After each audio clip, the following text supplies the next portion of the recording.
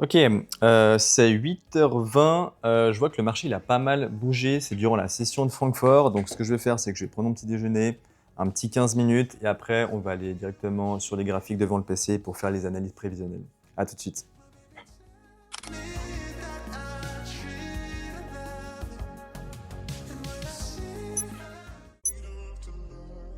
Voilà, pour le moment, on est dans la position. On regarde un petit peu ce que ça donne. Donc, on est ici. Je suis rentré juste au niveau des liquidités qui étaient là à récupérer. On voit qu'on a eu bien la liquidation. Maintenant, le prix, il y a deux possibilités. C'est soit il reforme des liquidités, il va peut-être redescendre un peu, et ensuite partir vers le haut. C'est une possibilité, en sachant que le 4 heures reste profondément haussier. Ou alors, simplement, on va commencer à changer et basculer d'order flow, et dans ce cas-là, eh bien, on va venir retracer. Donc, deux cas de figure. Là, je ne me mettrai pas en break-even. Mon point de DA, il sera juste à ce niveau-là, et on va voir un petit peu ce que ça donne. Je vous tiens au courant pour la suite.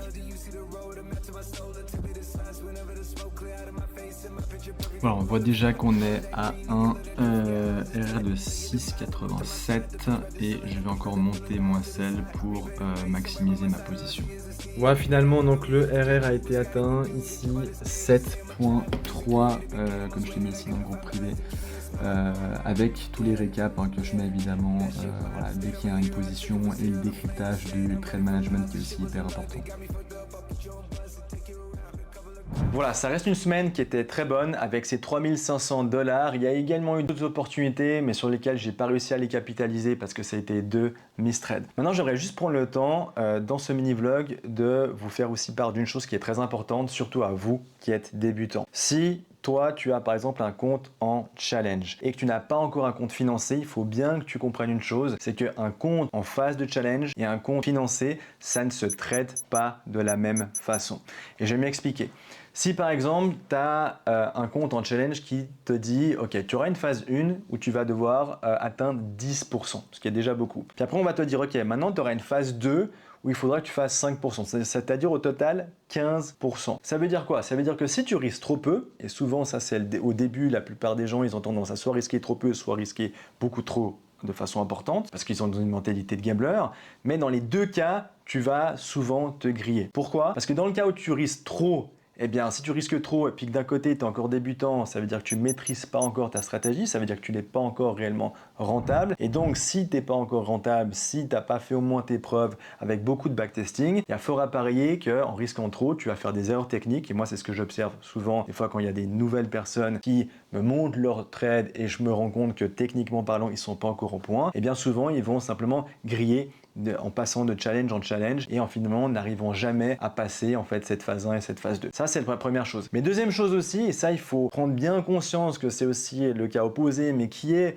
aussi finalement qui fait plus de tort que de bien, c'est pour les personnes qui maîtrisent une stratégie et même si elles maîtrisent la stratégie, elles vont risquer par contre à l'inverse que 0,25%, c'est-à-dire un très faible risque. Maintenant ce qu'il faut bien comprendre aussi, c'est que si tu risques 0,25%, ça veut dire quoi? Ça veut dire que pour faire par exemple 10%, il te faudra au moins une quarantaine de trades gagnants. Mais ça veut dire que s'il te faut une quarantaine de trades gagnants, déjà pour les avoir de façon successive, c'est quasiment mission impossible. Et deux, ça veut dire quoi? Ça veut dire que en fait la durée dans laquelle tu vas passer à essayer de passer ce challenge, essayer de passer cette phase 1, puis ensuite essayer de passer cette phase 2, eh bien ça va te prendre énormément de temps. Et le problème, c'est que cette notion temporelle, elle est hyper importante. Parce que la première chose, c'est que tu risques de t'attacher à ce compte-là. C'est-à-dire que plus tu vas passer du temps sur ce compte, plus tu voudras éviter de le perdre. Donc c'est-à-dire que tu vas d'une certaine manière un peu sacraliser ce compte, qui finalement est un compte que tu as peut-être payé que 50 euros, 100 ou 150 euros, et en soi, ça va pas te tuer si jamais tu viens les perdre, mais du coup, tu vas forcément y mettre une certaine attache émotionnelle, parce que tu auras passé du temps, et donc tu veux que tout le temps que tu as fourni, tous les efforts que tu as investis dedans,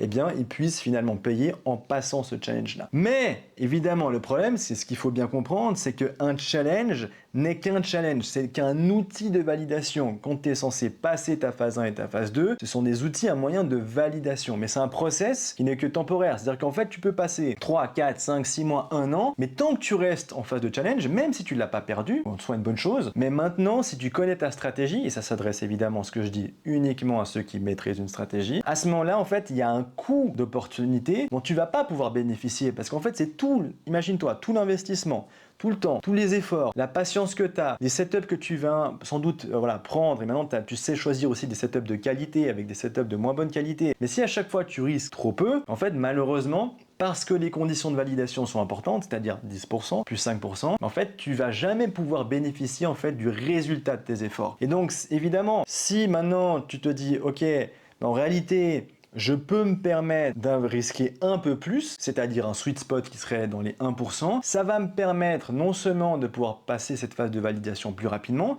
et ensuite, une fois que j'ai validé mon challenge, et ça c'est important à comprendre, hein, c'est qu'une fois que validé, oui, je vais passer d'un outil de validation, ok, process temporaire, à quoi? Un outil de monétisation. Et là, ça fait toute la différence. Ça veut dire qu'un compte financé ne devrait pas être traité de la même façon et tradé donc de la même façon qu'un compte qui est encore en phase de challenge. Parce que c'est deux objectifs différents. Dans un cas, retiens bien, tu cherches juste à valider en fait ces règles. Dans l'autre cas, le moindre trade gagnant, et si tu passes en positif, admettons, je sais pas, tu as un capital de 100 000, et puis que sur ce trade, tu risques 0,25, et que tu fais, je sais pas, un tout petit RR, mais que tu vas quand même faire peut-être 200, 300, 400 dollars de gain, bah ces 200, 300, 400 dollars de gain, bah en fait, tu vas pouvoir les récupérer une partie. Il y aura sans doute une commission, mais tu vas pouvoir retirer. Donc, ce sera satisfaisant et tu vas avoir de la satisfaction parce que tu vas te dire, ok, les efforts que j'ai mis, la patience, la stratégie, mon risk management, tout ça à la fin, eh bien, si je me dégage un petit rendement simplement de 0,5, 0,25, 1%, même 2%, très bien, bah, tout ça, je vais pouvoir ensuite le prendre. Ça va être un payout. Donc, tu vas sentir plus de satisfaction et psychologiquement aussi, bah, ça va être plus agréable de trader un compte qui est financé. Mais le problème, c'est qu'un compte qui serait dans une phase de challenge, c'est là où ça va être beaucoup plus délicat. Donc, retiens bien l'idée que, et je répète, ça s'adresse uniquement à des personnes qui ne maîtrisent pas encore de la stratégie, eh bien, il va falloir, au moment où vous maîtrisez ça, commencer à passer sur des risques qui sont un peu plus importants. Parce que votre but, c'est pas de rester longtemps dans cette phase. Retenez bien, plus vous passez de temps dans une phase où vous ne gagnez pas, plus psychologiquement, d'accord, ça va être difficile. Donc, je répète, les règles émotionnelles et stratégiques entre un compte en challenge et un compte financé ne sont et ne doivent pas être les mêmes. Donc retiens bien qu'en phase de challenge, tu ne retires pas de payout, tu ne capitalises pas sur ton edge et tu ne fais que survivre. Et d'ailleurs, si tu veux optimiser des challenges et les passer plus rapidement, je t'invite à cliquer dans le lien qui se trouve juste en bas de cette vidéo dans la description et tu pourras savoir comment et quelles techniques j'utilise de façon optimale avec une gestion du risque dynamique pour pouvoir passer ces challenges rapidement et enfin retirer des payouts. Merci d'avoir regardé cette vidéo. N'hésitez pas à liker cette vidéo, à la partager et à me laisser un petit commentaire. Moi, je vous dis à très bientôt. Ciao.